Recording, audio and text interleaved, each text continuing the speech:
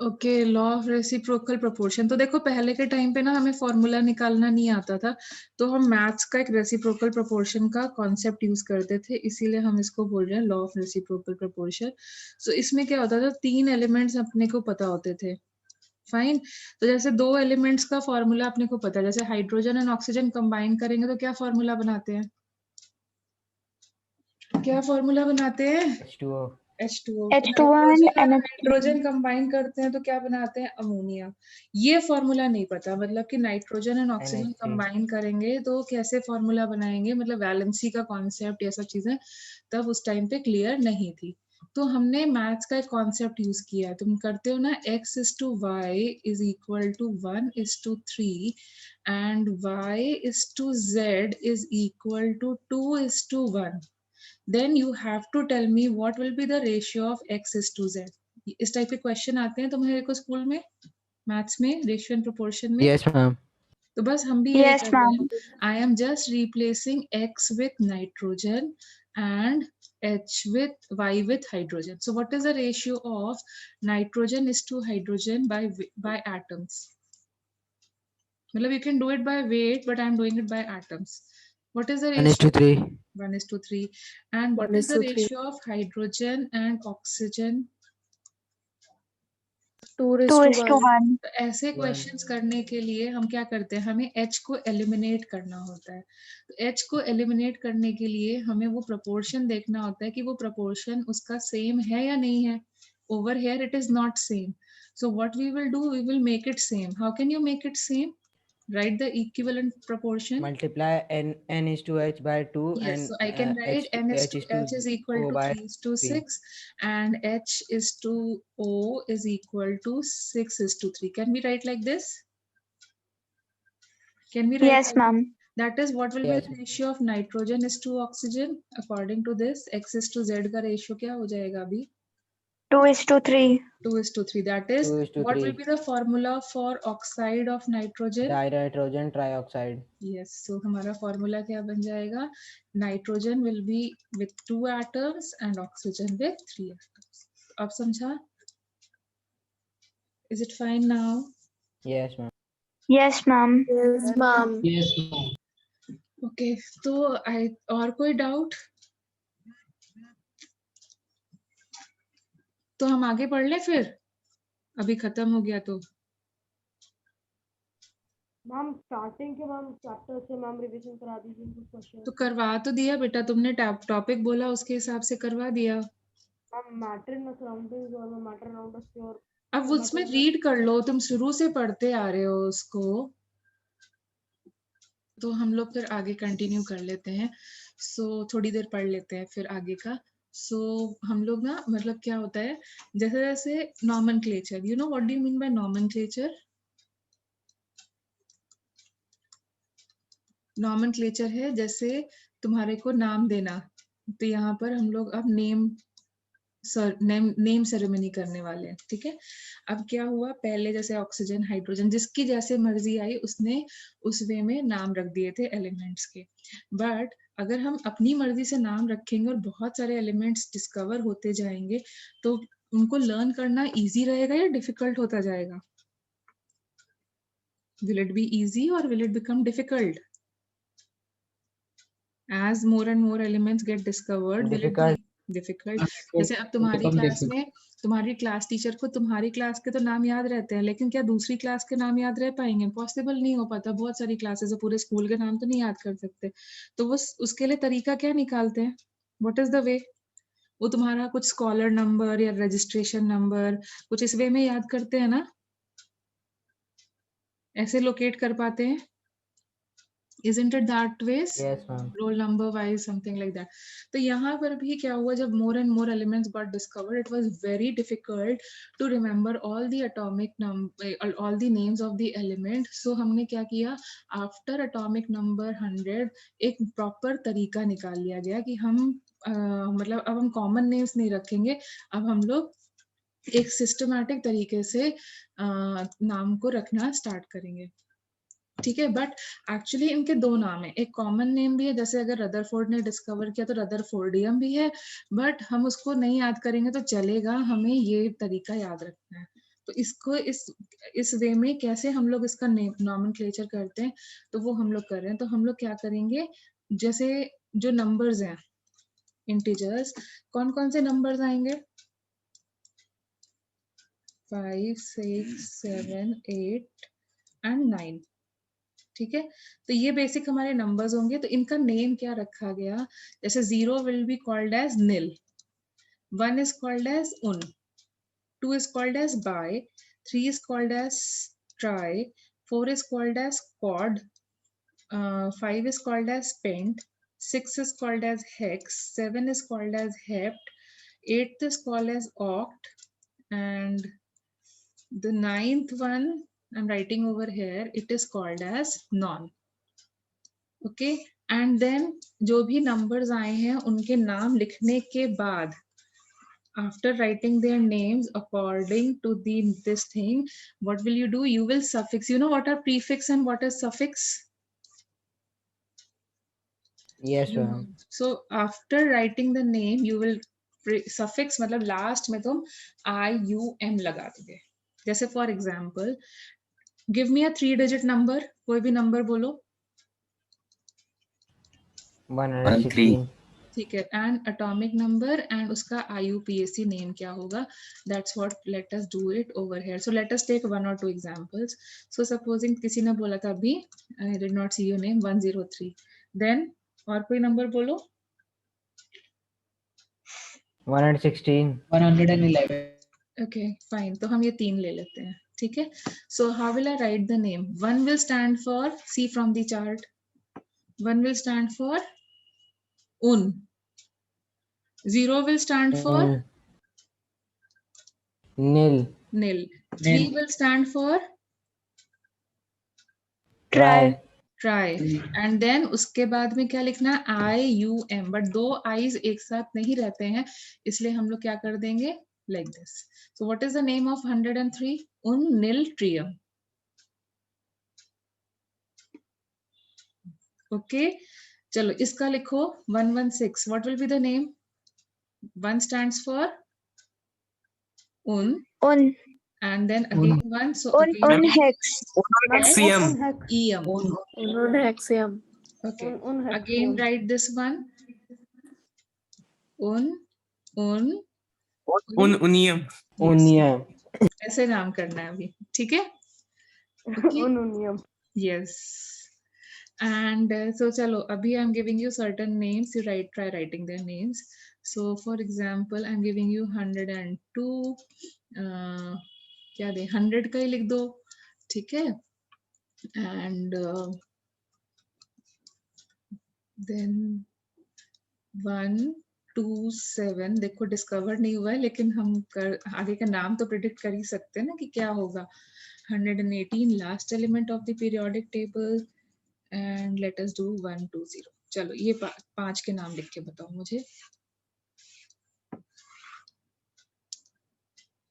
1 stands for Un. Ma'am, un nil BIUM biome. होगा ऐसे, इसका Yes, क्या ma'am. लिखोगे, un, Un 0 nil stands for nilium. Un nil nilium. Very good. इसका क्या लिखोगे, un, 2 Ma'am, stands for by Un by heptium. un by heptium. heptium। Other people, are you following this?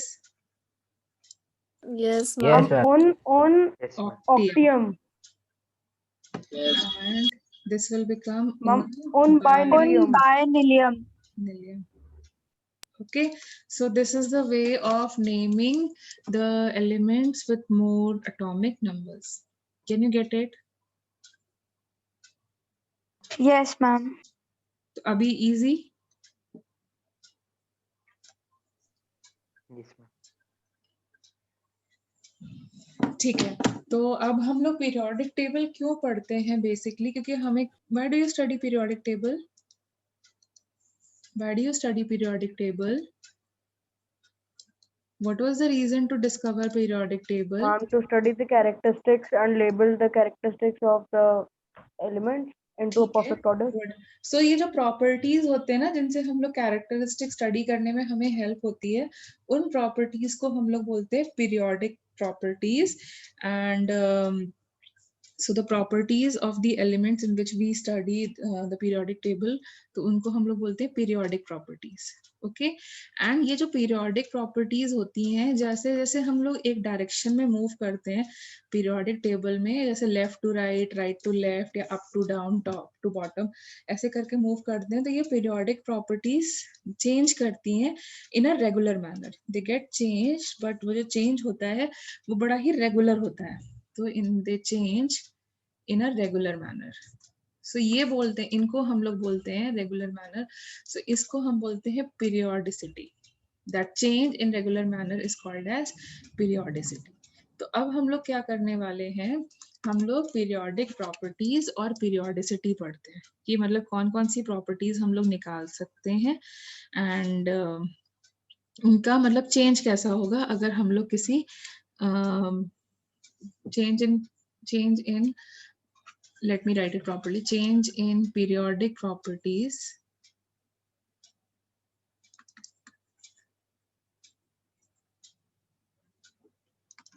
along the periodic table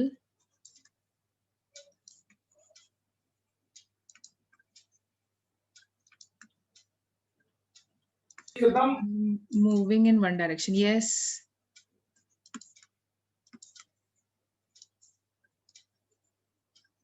in moving in one direction is called periodicity. So basically अब हम लोग periodic table के basics खत्म हो चुके हैं. अब हम लोग ये study कर रहे हैं कि भाई हमने periodic table बनाया क्यों, हमें क्या help मिल रही है. तो अब हम लोग उसको apply करना सीख रहे हैं कि हमें क्या क्या help मिलती है periodic table से. Fine. So that's what we are going to study now.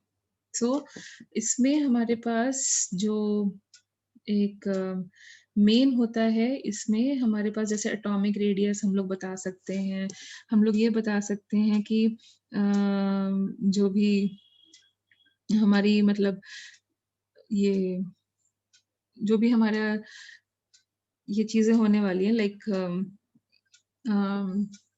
Like हमारा रिएक्टिविटी कैसा होगा, ये सब चीजें इसमें से हम लोगों को हेल्प मिल जाएगी. तो हम लोग इसीलिए बेसिकली इसको स्टडी कर रहे हैं. ओके सो जो एक मिनट, हमारी बुक में जो तुम्हारा टॉपिक है ना, general trends in periodic table, that's what I am calling it as periodicity. Fine. तो इसमें सबसे पहली periodic property which I am picking up is atomic radius. So tell me, अब तो तुम्हें पता है, तुमने एटॉमिक स्ट्रक्चर अच्छे से पढ़ लिया है. So tell me, what do you mean by atomic radius? What do you mean by atomic radius? Radius of the orbit. Ma'am, radius of the orbit from the nucleus. First orbit or the last orbit? Last orbit. Outer पूरा बोलो ना बेटा. Valence. हाँ, तो first orbit, last orbit कैसे बोलेंगे?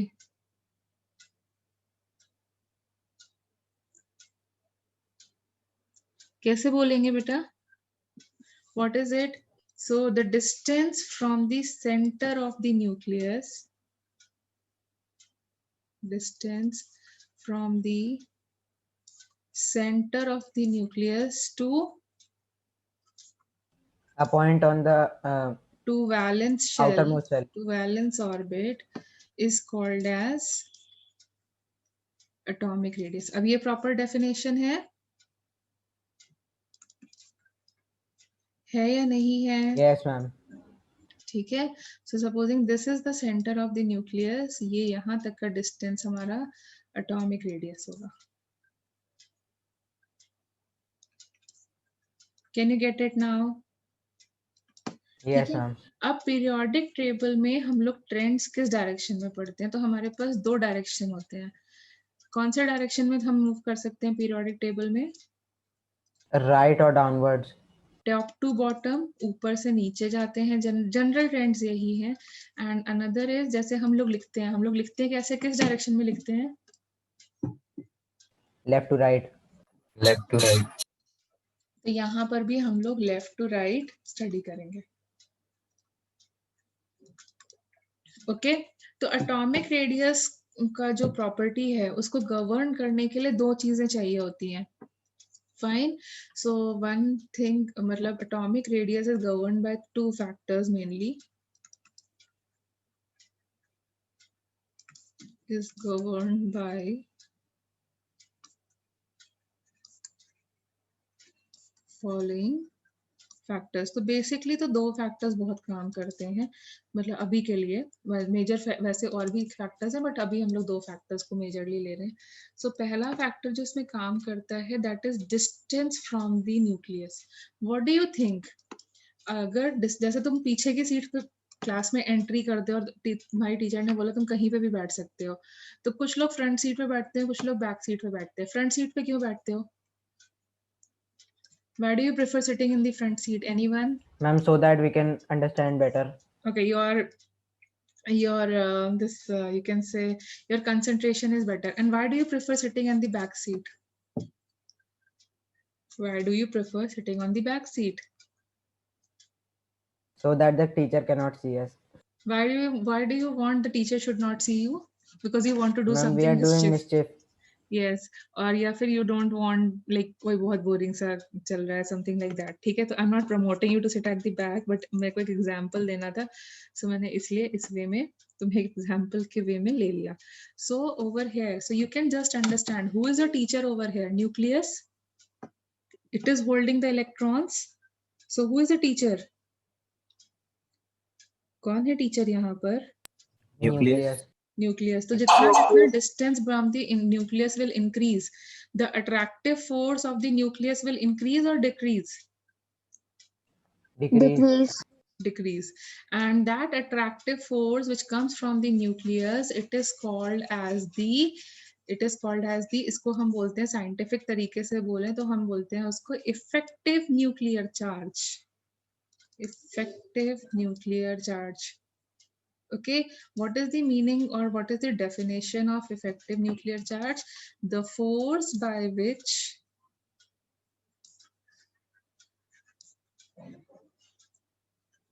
nucleus holds the electron. मतलब तुम्हारा teacher. Nucleus holds the outermost electron. Outermost electron. So बताओ अगर हम distance बढ़ाते जाएंगे तो हमारा क्या होता जाएगा? Distance from the nucleus. Effective nuclear charge will decrease. Yes, so हम निश्चित कर सकते हैं ना, मतलब हम किसी और के क्लास में एंट्री मार सकते हैं, क्लास से बाहर निकल सकते हैं पीछे के डोर से, so उस टाइप की चीज हो जाएगी. So that is what it, and effective nuclear charge depends on two things. One is distance from the nucleus. So now you can easily understand, अगर distance from the nucleus बढ़ता गया तो effective nuclear charge क्या हो जाएगा? Reduce. Yes, effective nuclear charge will reduce. Can you get it? ठीक है. दूसरी चीज जो हमारे पर डिपेंड करती है वो होती है, अब सोचो कोई की मतलब तुम्हारा जो अंदर से टीचर बहुत स्ट्रिक्ट आ गया तो वो आउटर मोस्ट स्टूडेंट को भी तो पकड़ के बैठाएगा. अगर वो बहुत स्ट्रिक्ट है, बहुत मतलब एक्सपीरियंस Yes, है, ma'am. तो वो तो लास्ट वाले पे भी फोकस करेगा, अच्छे से ठीक से वो करेगा सब चीजें, मतलब तुम मिस्चिफ नहीं कर पाओगे. तो दैट इज लाइक अगर हमारा अंदर का जो न्यूक्लियस है, जो हमारा टीचर है, वो स्ट्रांग आ जाए. न्यूक्लियस कब स्ट्रांग बनेगा, उसकी इलेक्ट्रिक फोर्स कब स्ट्रांग होगी, जब उसमें ज्यादा नंबर ऑफ प्रोटॉन्स होंगे, तभी तो उसका मतलब वो स्ट्रांग बनेगा. न्यूक्लियस की स्ट्रेंथ कैसे बढ़ा सकते हो? By adding the protons. Yes और no? Yes, ma'am. Yes, ma'am. है ना, न्यूक्लियस स्ट्रांग हो जाएगा. और प्रोटॉन्स कब बढ़ते हैं? When atomic number increases. Yes. So अगर सपोजिंग डिस्टेंस सेम है, फॉर सेम डिस्टेंस, तो for same distance what will happen, atomic number बढ़ेगा तो क्या बढ़ेगा? Effective nuclear charge. और इफेक्टिव न्यूक्लियर चार्ज बढ़ेगा तो जो एटम है वो श्रिंक कर जाएगा या Radius will be less. Yes. So effective Ma'am, nuclear the radius only will be less. Yes. तो मतलब क्लास में ही रहना पड़ेगा, मिस्चिफ नहीं कर पाओगे. So that means atomic radius will decrease. Can we write like this? दो फैक्टर्स पे डिपेंड करेंगे. Yes, ma'am. ठीक है, तो अब हम इसको अप्लाई Yes, करना ma'am. सीखते हैं. तो हम लोग एक ट्रेंड को एक टाइम पे लेते हैं. तो for example I am moving from top to bottom. On moving from top to bottom, एक चीज को एक बार में लिखते हैं, from top to bottom. So if I move from top to bottom, what will happen? Top to bottom मतलब क्या चीज कांस्टेंट है? ग्रुप कांस्टेंट रहेगा या फिर पीरियड कांस्टेंट रहेगा? Group. ग्रुप सेम रहेगा और पीरियड्स वैरी करते जाएंगे. Can you get it? ऊपर से नीचे आएंगे, group will remain the same but periods will vary. Okay, like for example I am taking group 1. तो ग्रुप 1 में पहला एलिमेंट कौन सा होता है? लिथियम. चलो हाइड्रोजन से स्टार्ट Lithium. करते हैं. Then lithium, sodium, potassium, Potassium, rubidium. beryllium, Cesium. cesium. सो ये मेरा सेकंड पीरियड है, ये थर्ड पीरियड है. देखो पीरियड वैरी कर रहा है ना? एंड ये 6th पीरियड हो गया. अब इसकी इलेक्ट्रॉनिक कॉन्फ़िगरेशन लिखो. तो इसमें क्या होगा? 2,1. Ma'am, इसकी 2,1. 2, Ma'am, 281. देन 281. Ma'am, 2881. 288. देन Ma'am, then 88. 1881. यस, तुम्हें मैजिक 1881. नंबर्स लर्न कराए थे ना, तो यहाँ 28, देखो. Yes, ma'am. 18, Ma'am, 1881. 28, 18, यस, 1881. 8, 18, 18. तो अब वही लिखते जाओ बस. सो 2, Ma'am, 8, 28, 18, 18, 18, 1. 8, 1. देखो सही है. Yes, ma'am. ठीक है, तो हमारे मैजिक नंबर्स यहाँ पे हमें हेल्प कर दे रहे हैं. So see the number of valence electron. पहली चीज, आउटर मोस्ट. तुम्हें पता है ना वैलेंस इलेक्ट्रॉन क्या होते हैं? मतलब outer most electron. So tell me the number of valence electron in each of these element is how much? 1. 1. And number of orbits की बात करें अगर हम लोग, नंबर ऑफ ऑर्बिट्स, तो लिथियम में कितने ऑर्बिट्स हैं? Ma'am, keep 2. increasing by 1. Okay, so that is why it is lying in the second period. Sodium में कितने ऑर्बिट्स हैं? 3. 3. 4, 5, 6. सो टेल मी योरसेल्फ, अगर हमारा नंबर ऑफ ऑर्बिट्स बढ़ेंगे तो एटॉमिक रेडियस क्या होगा? तुमने Increase. ऑलरेडी किया था कि Increase. सेकेंड ऑर्बिट 4 टाइम्स है, 9 टाइम्स है, ये 16 टाइम्स हो जाएगा, ये 25. तो ऐसे बढ़ता जा रहा है. तो if number of orbits are increasing, that means atomic radius क्या हो जाएगा? Increase. So can I say Increase. number of orbits is directly proportional to atomic radius Yes, ma'am. for same group, for the same group element. Can you follow this? So what is the trend on moving top to bottom? The atomic radius. Increases. Yes. Why it is increasing? On moving. Because number of shells are increasing. Yes. On moving from top to bottom,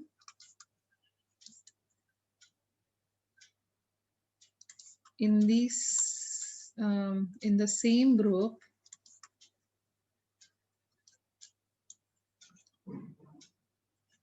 atomic radius will, what will happen to atomic radius? Increase. Increase. Yes, increases. Why does it increase? Due to the addition of Shells. Orbits. extra energy level. Yes, addition of extra orbit. ठीक है.